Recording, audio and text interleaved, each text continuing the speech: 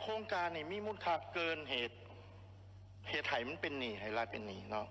คันคนมัดตำแหน่งแล้วก็ออกไปก็ใส่เงินเนาะฟุ่มเฟือยไป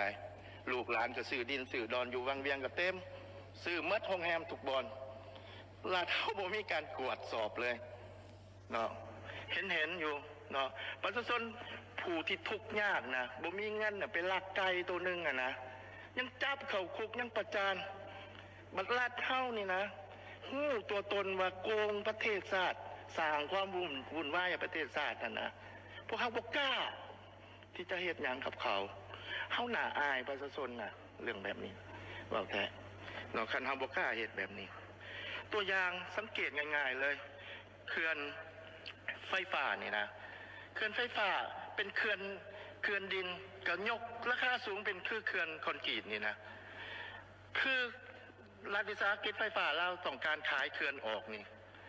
บัดเวลาคนที่ซื้อนี่มาตีมูลค่านี่มันเบิ่งแคปซิตี้บ่ได้เขาก็บ่ซื้อเพราะว่าเจ้าไปยกราคาตอนที่เจ้าผลิตเขื่อนบ่นะเจ้าตีหัวเขากันกับคนที่ผลิตให้เจ้าอันนี้แม่นส่องแสงให้เห็นว่าเฮามีปัญหาหลายเรื่องเกี่ยวกับการคุ้มครองเรื่องเกี่ยวกับการส่อราชบัณฑหลวงนี่เนาะข้าพเจ้าคำประสิทธิ์เทพวงศาสมาชิกสภาแห่งชาติจากเขตที่16แขวงเสกองขออนุญาตประกอบความเห็นในของเขต